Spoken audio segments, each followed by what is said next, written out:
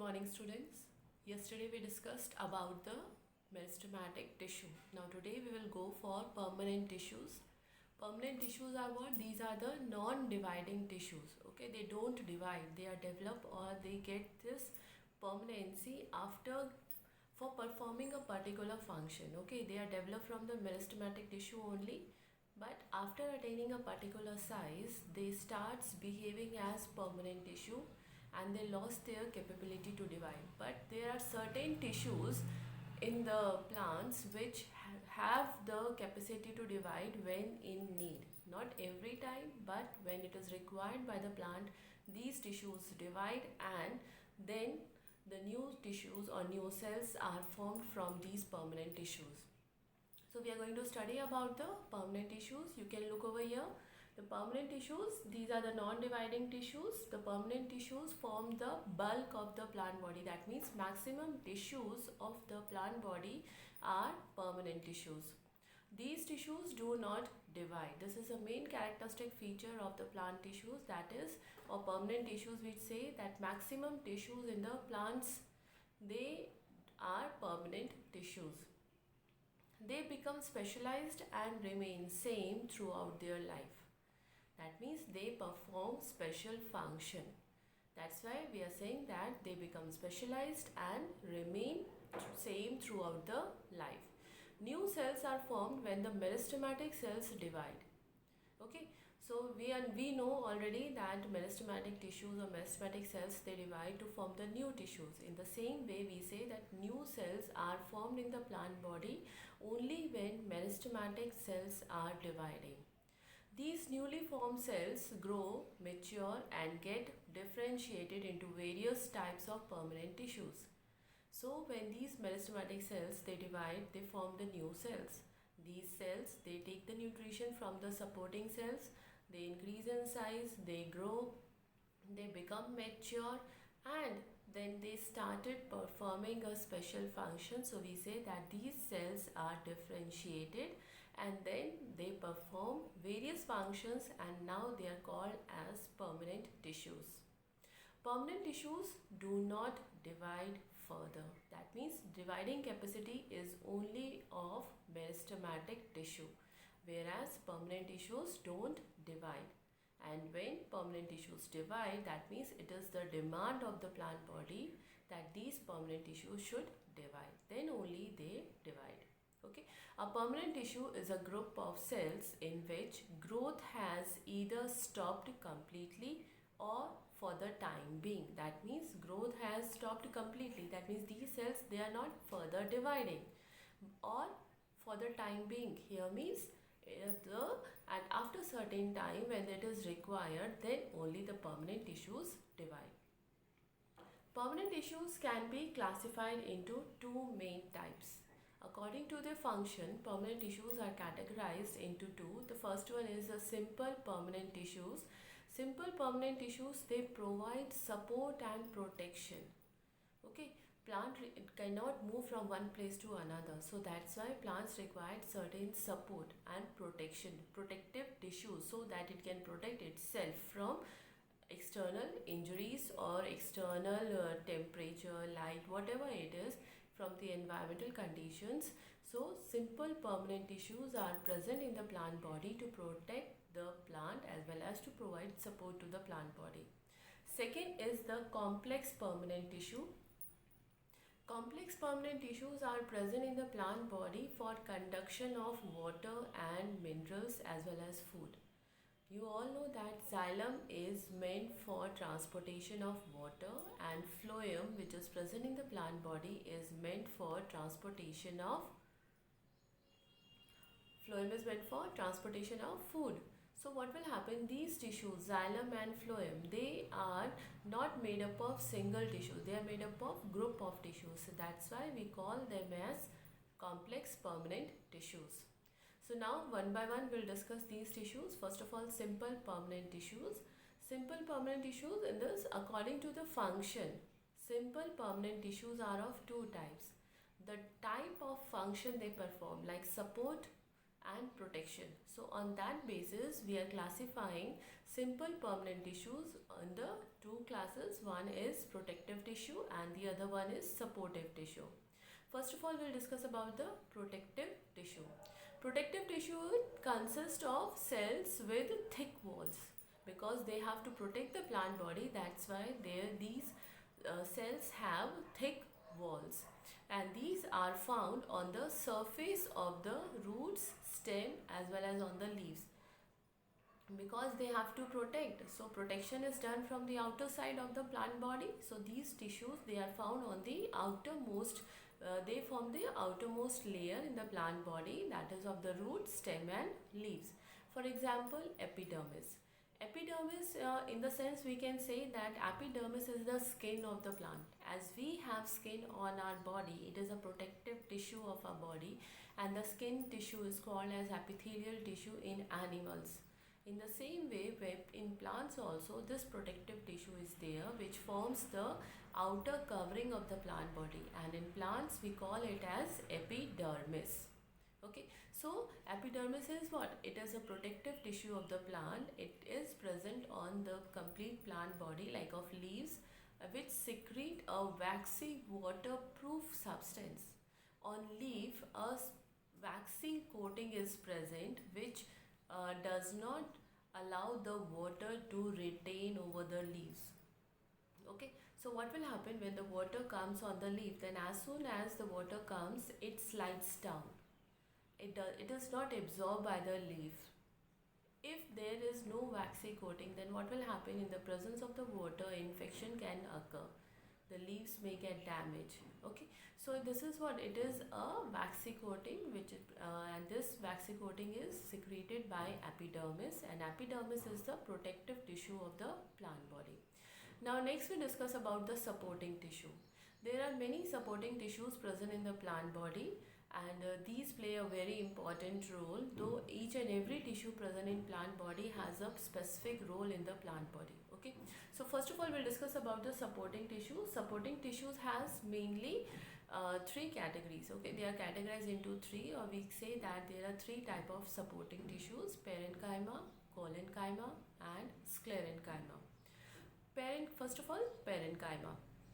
Parenchyma is what? It is composed of large thin wall cells. Means the cell size is large, but the walls of these cells is very thin, and they usually have large intercellular spaces.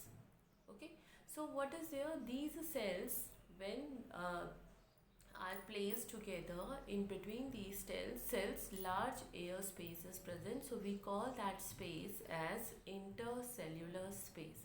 So the space between the two or cells, it is called as intercellular space, and parenchyma cells have large intercellular spaces. These are the living cells. Parenchyma cells are living cells, and they are found in the soft parts of the plant. Soft parts of the plant like leaves, okay, even in the roots also. Wherever the plant part is soft, over there parenchyma cells are found, and these are living cells, thin wall cells, and these cells have large intercellular spaces. You can see the diagram over here. Intercellular space is shown with the pointer, okay, and these are the parenchyma cells. Again, see, large intercellular spaces are there, so that from these spaces these cells can exchange gases. Okay, now next we'll go.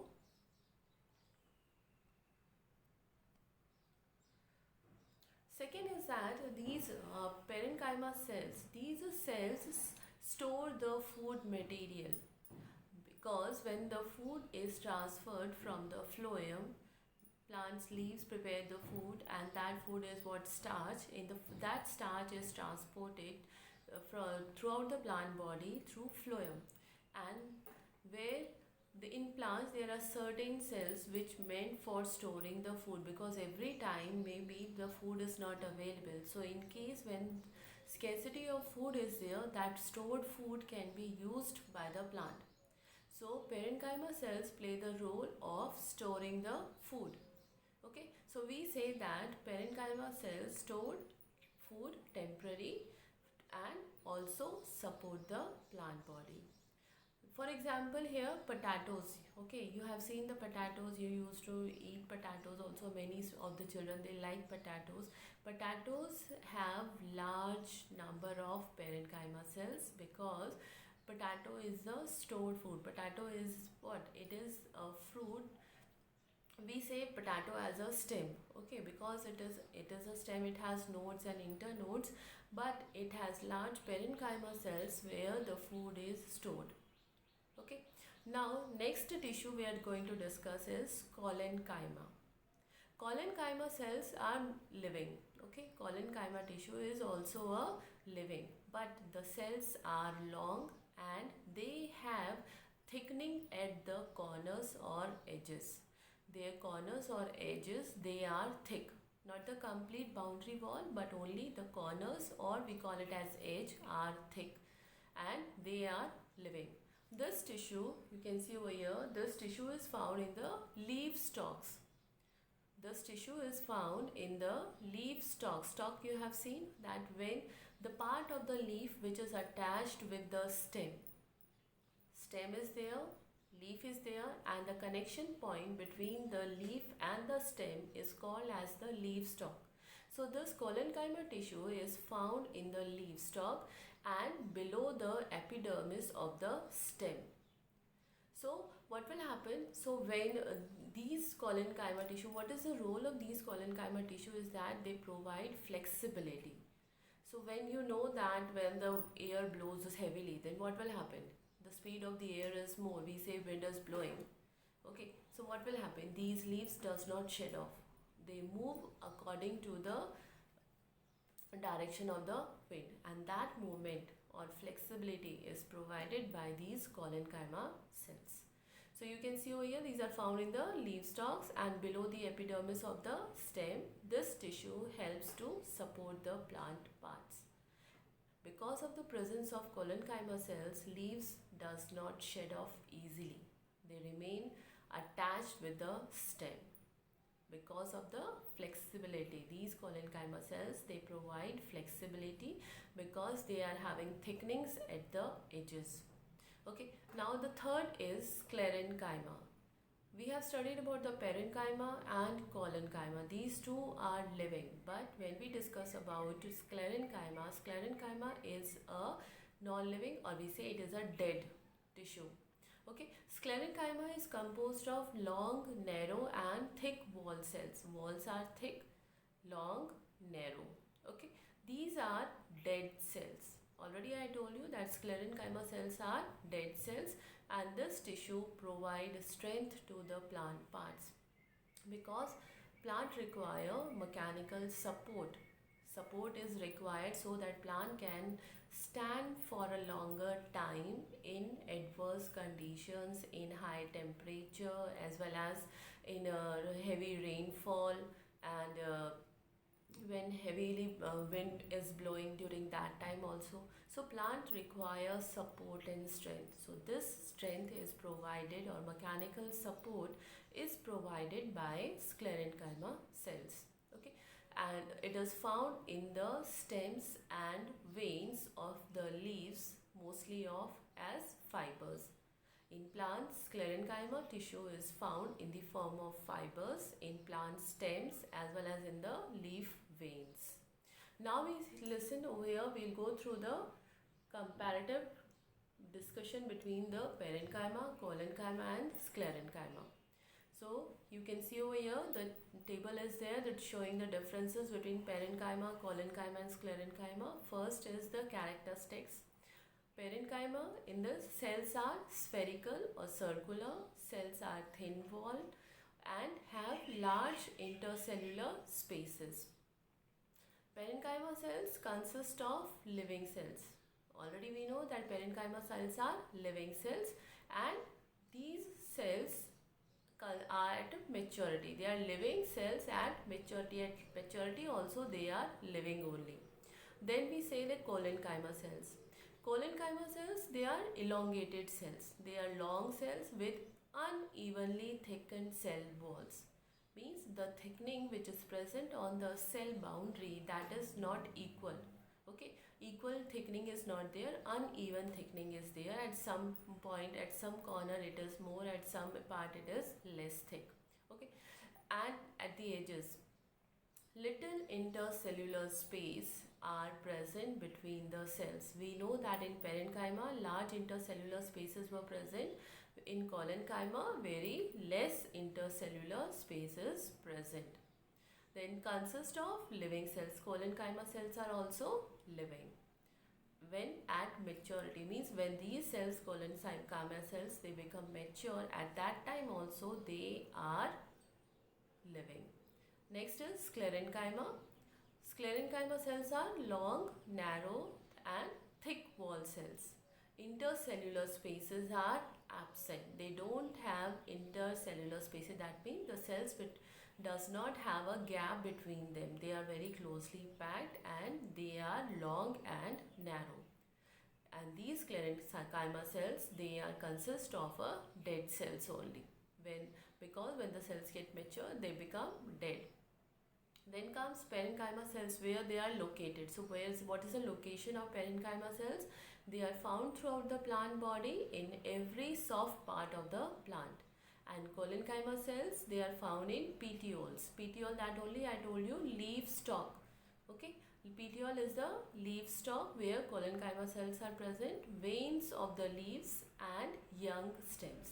Because these parts of the plant part, they are flexible.